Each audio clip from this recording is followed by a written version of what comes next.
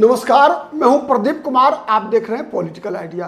Political idea के आज के इस अंक में आप सभी दर्शकों का बहुत बहुत स्वागत है। मित्रों, आज हम बात कर रहे हैं AIMIM की, असदुद्दीन ओवैसी की, अख्तरुल ईमान की, साथ ही हम बात करेंगे राष्ट्रीय जनता दल की, तेजस्वी प्रसाद यादव की। क्यों? इसलिए कि अगर आप विगत एक महीने के से लगातार अगर एक बात को नोटिस कर रहे होंगे तो आप ये स्पष्ट रूप से पाएंगे कि AIMIM लगातार तेजस्वी यादव के पीछे पड़ी है। वही तेजस्वी यादव लगातार कह रहे हैं, मान ना मान मैं तेरा मेहमान। मतलब हम किसी को पूछ नहीं रहे हैं, वो हमारे पल्ले पड़ना चाहती है। तो क्या है इसके पीछे राजनीति?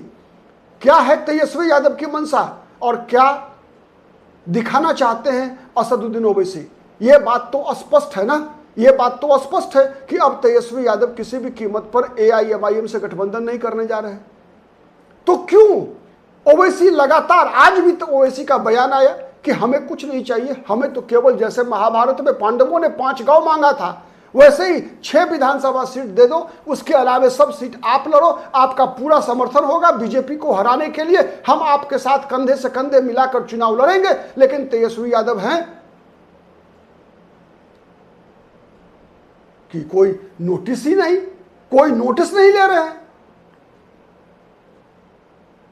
मतलब एक तरफा प्यार दिखा रहे हैं ओवैसी या कटाक्ष कर रहे हैं। तो आज चलिए, आज हम जानने का प्रयास करते हैं। इस वीडियो में बने रहिएगा वीडियो के अंत तक, जिससे कि पूरी बातें आप समझ सकें। साथ ही अगर पसंद आती है तो इसे शेयर जरूर कीजिएगा, जिससे कि हमारी बातें अधिक से अधिक लोगों तक पहुंच सके। तो मित्रों, हम ये जानने का प्रयास करते हैं कि इतिहास पिछले विधानसभा चुनाव का क्या रहा। पिछला विधानसभा चुनाव 2020 का वह एक डेडलाइन बन सकता है हमें इस बात को समझने के लिए कि क्यों ऐसा हो रहा है। तो 2020 का बिहार विधानसभा चुनाव ऐसा था जब AIMIM ने उपेंद्र कुशवाहा की पार्टी बहुजन समाज पार्टी के साथ मिलकर बिहार के 243 विधानसभा सीटों पर अपने उम्मीदवार खड़ा किए थे। और ऐसा कहा जाता है कि जहां एक तरफ चिराग पासवान को इस बात से फायदा मिला था, चुनाव में चुनावी लाभ मिला था कि चिराग पासवान जनता दल यू के हर उम्मीदवार के पीछे अपने उम्मीदवार लगाकर JDU का वोट काट रहे थे, जिसका लाभ मिला तेजस्वी यादव को। वही राजनीतिक जानकार बताते हैं कि AIMIM उपेंद्र कुशवाहा और बहुजन समाज पार्टी के अलग से गठबंधन करके चुनाव लड़ने का नुकसान तेजस्वी यादव को हुआ। 110 सीटें जीती थी तेजस्वी यादव ने, कल्पना कीजिए, और 125 सीटें थी NDA की। कल्पना कीजिए कि यदि 110 के बदले ये 115 होते और एक बहुजन समाज पार्टी का मिलाकर 116 होते तेजस्वी यादव, तो फिर मजा आ सकता था।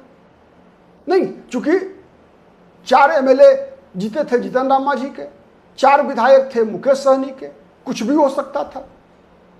लेकिन नहीं हुआ। क्यों नहीं हुआ? इसलिए नहीं हुआ कि सीमांचल में 5 विधानसभा सीटों पर AIMIM के उम्मीदवार जीते, और उसका सबसे ज्यादा नुकसान अगर किसी दल को हुआ तो RJD को हुआ। तेजस्वी यादव मुख्यमंत्री नहीं बन सके।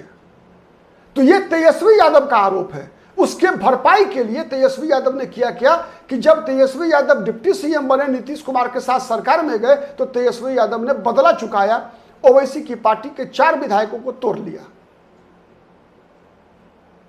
और अकेले बच गए अख्तरुल ईमान। अब AIMIM की रणनीति क्या है? अब AIMIM की रणनीति है कि लगातार आपने देखा कि पहले AIMIM ने आग्रह किया तेजस्वी यादव से कि भाई हमें भी महागठबंधन में शामिल कर लीजिए। बात नहीं बनी। तेजस्वी यादव ने कहा कि पता नहीं है। AIMIM ने लालू यादव को चिट्ठी लिखी, कोई नोटिस नहीं लिया गया। फिर AIMIM के प्रदेश अध्यक्ष अख्तरुल ईमान राबड़ी देवी के आवास पर जाकर बाहर में ढोल बजाया, ये बताने के लिए कि जिससे कि पब्लिक आम लोग जान जाए कि हम आरजेडी से मात्र 6 सीटें मांग रहे हैं, लेकिन आरजेडी देने को तैयार नहीं है।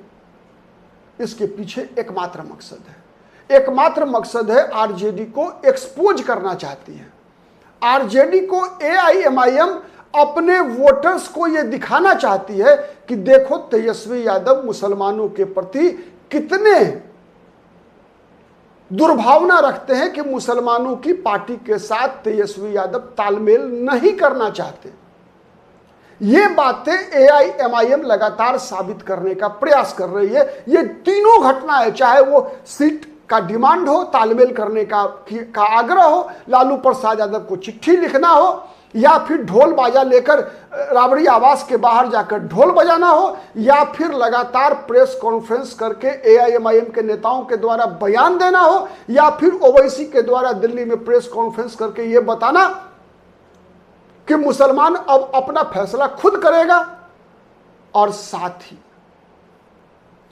ही जितनी छोटी छोटी सभाएं एआईएमआईएम सीमांचल में कर रही है, हर सभाओं में सीमांचल में एआईएमआईएम के लोग मुसलमानों से केवल एक सवाल कर रहे हैं कि कब तक दरी बिछाओगे।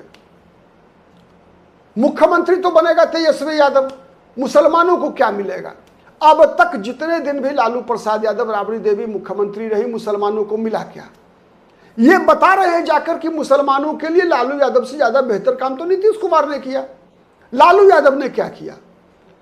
लगातार आरजेडी पर एआईएमआईएम के लोग ये आरोप लगा रहे हैं कि आरजेडी 50 यादव जाति के लोगों को महागठबंधन टिकट देती है विधानसभा चुनाव लड़ने के लिए, लेकिन आरजेडी मुसलमानों को मात्र 17 देती है, उम्मीदवार बनाती है, जबकि आबादी यादवों से ज्यादा है।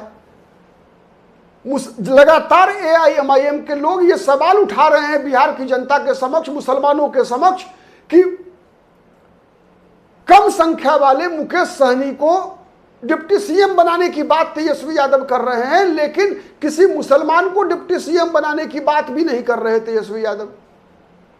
ये सवाल लगातार एआईएमआईएम के लोग आरजेडी के नेताओं से पूछ रहे हैं, अलग अलग सभाओं में, प्रेस कॉन्फ्रेंस करके, सोशल मीडिया के माध्यम से, कि जब 2005 में रामविलास पासवान ने यह शर्त रखी थी कि किसी मुसलमान को मुख्यमंत्री बना दीजिए, हम आपका समर्थन करने को तैयार हैं, तो क्यों नहीं लालू प्रसाद यादव तैयार हुए थे? यह लगातार सवाल उठाने का प्रयास एआईएमआईएम की तरफ से हो रहा है कि लालू प्रसाद यादव ने उस सैयद शहाबुद्दीन के परिवार को संकट के समय क्यों अकेला छोड़ दिया, जिस शहाबुद्दीन के बल पर ही 2000 ईस्वी में राबड़ी देवी की सरकार तीसरी बार बनी थी। ये कई सवाल एआईएमआईएम के लोग लगातार उठा रहे हैं कि मुसलमान तो एक तरफा आरजेडी के पक्ष में लगातार 1990 के बाद से लगातार वोट करता रहा, लेकिन क्यों मुसलमान उम्मीदवारों को आरजेडी, तेजस्वी यादव अपनी जाति के मत को ट्रांसफर नहीं करा पाते? क्यों यादव जाति के लोग वहां जहां मुसलमान उम्मीदवार होता है, बीजेपी के यादव जाति के उम्मीदवार को वोट डाल देते हैं? ये कई सवाल इसी के माध्यम से एआईएमआईएम लगातार उठा रही है, और एआईएमआईएम अपना आधार विस्तार करने के लिए तेजस्वी यादव को एक्सपोज करने की रणनीति पर लगातार आगे बढ़ रही है। अब इसका नुकसान कितना होता है तेजस्वी यादव को? 2025 के बिहार विधानसभा चुनाव में मात्र 2 महीने का समय शेष है। चुनाव की घोषणा कभी भी हो सकती है। अब तक तालमेल के संबंध में कोई पिक्चर क्लियर नहीं हो रहा है। तेजस्वी यादव ने तालमेल कर लिया है, कांग्रेस से पहले से तालमेल है, सीपीआई-एमएल से पहले से तालमेल है, सीपीआई सीपीएम साथ में है। अब लेकिन जातिवादी पार्टियों की बात अगर करें हम, तो तेजस्वी यादव ने मुकेश सहनी की पार्टी से तालमेल किया हुआ है। तेजस्वी यादव आईपी गुप्ता की पार्टी से भी तालमेल करने की बात कर रहे हैं। तेजस्वी यादव झारखंड मुक्ति मोर्चा को साथ रखने को तैयार है। तेजस्वी यादव पशुपति कुमार पारस की पार्टी को साथ रखने को तैयार है, लेकिन एआईएमआईएम को साथ रखने को तैयार नहीं है। यही सवाल लगातार एआईएमआईएम तेजस्वी यादव से पूछ रही है और इसको मुसलमानों की उपेक्षा से जोड़ रही है। यही ओवैसी की मंशा है, यही एआईएमआईएम की मंशा है। अब इसका लाभ AIMIM कितना उठा पाती है विधानसभा चुनाव में और तेजस्वी यादव को इसका कितना नुकसान होता है, या फिर मुस्लिम मतदाता चुनाव के अंतिम क्षणों में बीजेपी को हराने के लिए एकजुट हो जाते हैं आरजेडी के पक्ष में, आने वाला समय बताएगा। आज के लिए इतना ही, बहुत बहुत धन्यवाद।